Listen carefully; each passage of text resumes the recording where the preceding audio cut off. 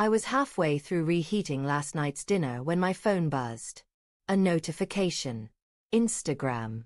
The caption blinked across the screen like a punch to the chest. Don't let your boyfriend stop you from finding your husband. And there she was. My wife, Emily, smiling in a selfie I hadn't seen her take, eyes lit in a way I hadn't seen directed at me in months. For a moment, I just stared, the microwave humming in the background, the plate inside spinning endlessly. Something inside me cracked, sharp and hollow, though my brain scrambled to explain it away. Maybe it was a joke. Maybe it was one of those quotes people post without thinking. Maybe. But the uneasy weight in my gut told me otherwise. Emily and I had been married for 5 years. We weren't perfect, but we'd built a rhythm. Shared coffee in the mornings, late-night talks that wandered from trivial things to dreams of children we hadn't yet had. She was warm, thoughtful, the kind of woman who noticed the smallest things. Like how I hated when my socks twisted in my shoes, or how I always forgot the dryer sheets. But lately, something had shifted. Her phone seemed glued to her hand. She stayed late at work more often. When I'd ask who she was texting, she'd say, "Just friends," and tuck the phone away like a secret. I told myself not to be paranoid, that mistrust corrodes love. Still, that caption burned in my mind. That night, when she came home, I studied her like I hadn't in years. She breezed in with a faint scent of perfume that wasn't the one I'd given her. Her smile was soft but tired, almost rehearsed. "Hey," she said, dropping her bag. "Sorry, late meeting." "Yeah," I murmured, my voice too even. I didn't mention the post. Not yet. Instead, I watched as she heated leftovers, her back to me. The hum of the microwave echoed again, just like earlier, but now it felt suffocating. When she finally sat across from me, fork in hand, I asked casually, "How's work been?" Her eyes flickered, so quick most people wouldn't catch it. But I did. "Busy. You know how it is." She shoveled food, avoiding my gaze. I nodded, though my chest tightened. The days that followed unraveled with quiet violence. Little things I couldn't unsee. Her phone lighting up at 2 a.m., her body tensing as she turned it face down. The way she lingered in front of the mirror, applying lipstick before running errands. Her laughter spilling through closed bathroom doors, muffled but not enough to hide. And yet, every time I wanted to confront her, my heart whispered, "What if you're wrong?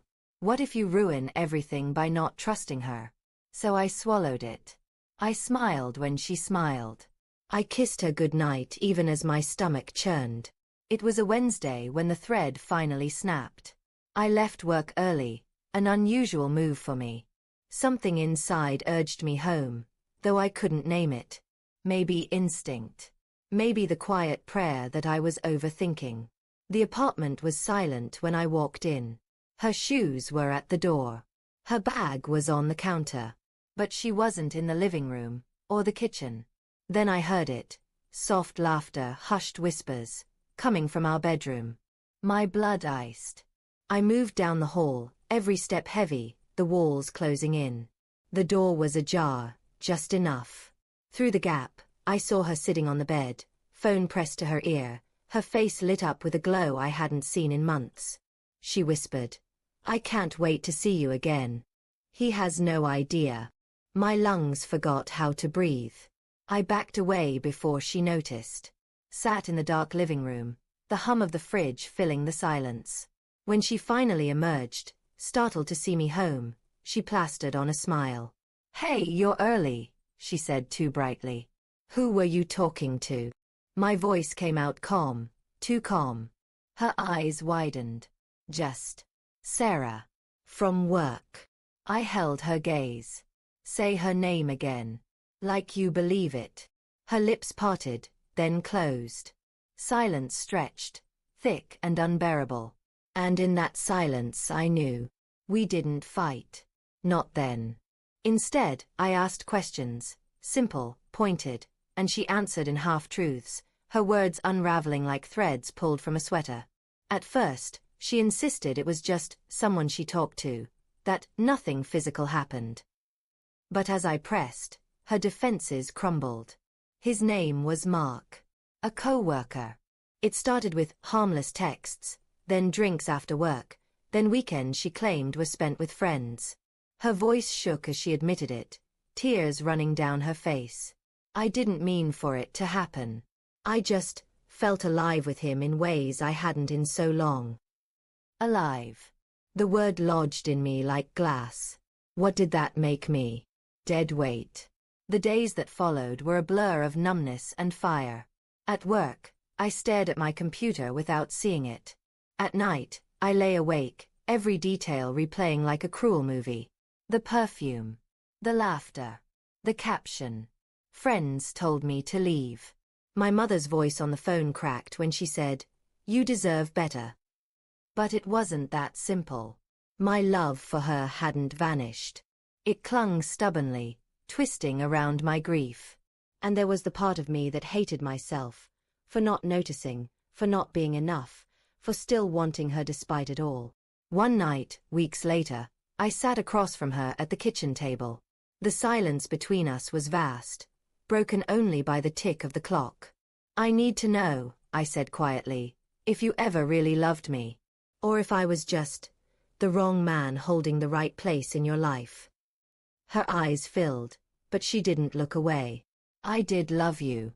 I still do. But I wanted more. And I don't even know what more is." Her honesty cut deeper than lies. In the end, I left. Not in a blaze of shouting or broken plates, but in quiet finality. A suitcase by the door. A note on the counter. As I closed the door behind me, I felt the weight of both loss and release. But the cruelest twist wasn't her betrayal. It was the realization that love, even when it's real, isn't always enough to keep two people tethered. I still see her post sometimes, floating through my feed when I forget to mute her. "Don't let your boyfriend stop you from finding your husband." The irony isn't lost on me. She was my wife, and yet somewhere along the way, she started searching for someone else. And I wonder, maybe the betrayal wasn't just hers. Maybe it was ours, in all the small ways we let distance grow, in the moments we stopped truly seeing each other. Still, when I think of her smile in that photo, the one she never gave me again, it feels like a wound that will never close.